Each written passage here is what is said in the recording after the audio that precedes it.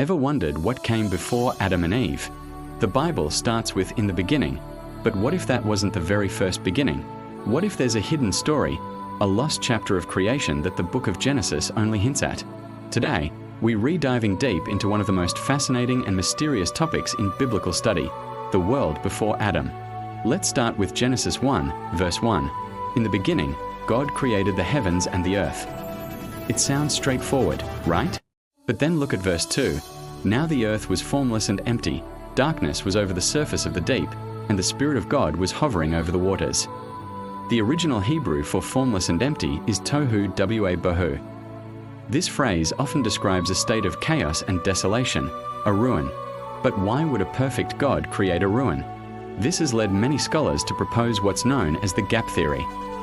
The gap theory suggests there's a vast, unrecorded period of time, a gap between verses 1 and 2. In this gap, an entire world existed, a pre-Adamic creation. It was a world teeming with life, perhaps even ruled by a powerful angelic being. So, what happened to it? The theory points to a catastrophic event, a divine judgment that left the earth tohu bohu, a wasteland. Where does this idea come from? Let's look at the prophet Isaiah, chapter 45, verse 18. It says God did not create it to be empty, but formed it to be inhabited. The Hebrew word for empty here is the same tohu from Genesis. So, God didn't create the earth as a chaotic wasteland. This implies that something must have happened after its initial, perfect creation to make it that way. Enter Lucifer. The story of this high-ranking angel, whose name means light-bearer, is pieced together from passages in Isaiah 14 and Ezekiel 28. Before his fall, Lucifer was described as the anointed cherub who covers, adorned with every precious stone, perfect in beauty and wisdom. Ezekiel 28 says, "You were in Eden, the garden of God." But wait, wasn't Adam in Eden? Some interpretations suggest this refers to an original, heavenly Eden, or perhaps an earthly one that existed long before Adam's time. Lucifer's downfall came from pride. Isaiah 14 describes his ambition. "I will ascend to the heavens. I will raise my throne above the stars of God. I will make myself like the Most High." This rebellion didn't go unpunished. It triggered a war in heaven and a cataclysmic judgment that not only cast Lucifer out, but also, according to the gap theory, destroyed the pre-Adamic world he may have ruled over. The earth was plunged into darkness and covered by a global flood, the deep mentioned in Genesis 1 verse 2. This pre-Adamic flood is different from Noah's flood. It was a flood of judgment that destroyed the first creation. The world became a ruin, submerged in water and shrouded in darkness. And it stayed that way for an unknown amount of time until the Spirit of God began to move over the face of the waters, initiating the 6 days of recreation we read about from Genesis 1 verse 3 onwards. Think about it. On day 1, God says, "Let there be light."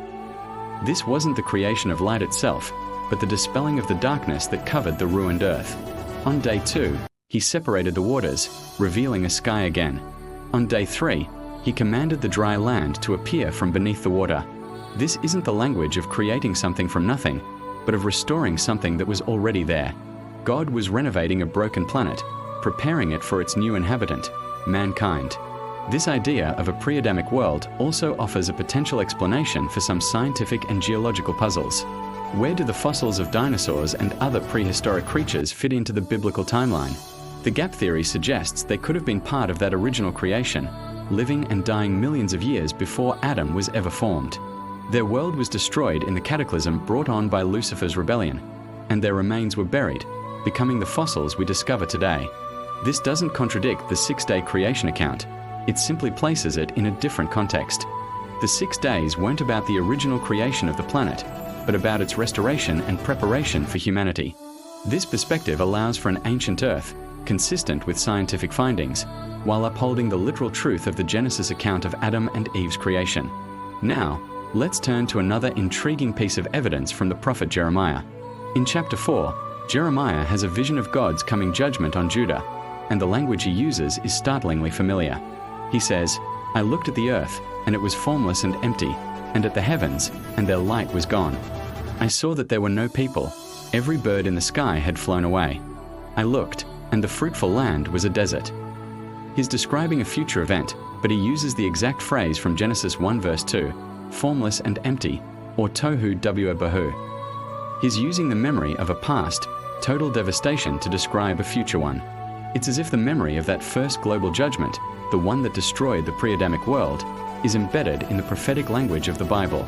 It serves as a template for divine judgment.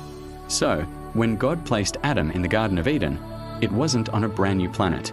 It was on a restored earth, a world with a history of rebellion, judgment, and redemption. And this adds a whole new layer of meaning to the story of humanity. God gave Adam a command: be fruitful and multiply, fill the earth and subdue it. The command was to repopulate and govern an earth that had once been under the dominion of another. The conflict didn't end there, either. The serpent that appears in the Garden of Eden is, of course, Satan, the fallen Lucifer. He was returning to the world he once influenced, seeking to corrupt God's new creation, humanity, just as he had corrupted a third of the angels. The fall of Adam and Eve was, in a sense, round 2 of an ancient cosmic conflict. Satan was trying to reclaim what he believed was his. This perspective of a world before Adam, a rebellion, a judgment, and a restoration makes the Bible's narrative even more epic and cohesive.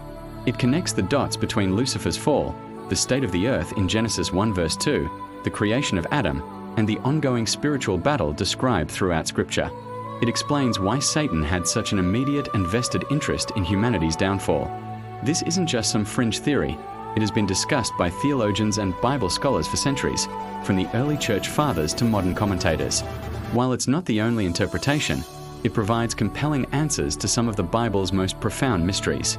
It paints a picture of a God who doesn't just discard his creation when it's broken, but patiently and powerfully restores it for his ultimate purpose.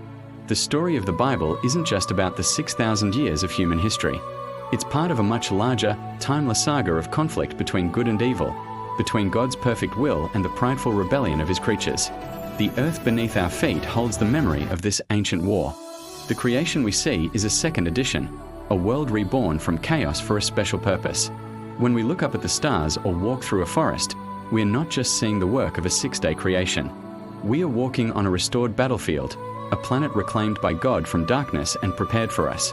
The hidden truth before Genesis reveals a deeper, more dramatic story than many of us ever imagined, highlighting the incredible patience, power, and redemptive love of God.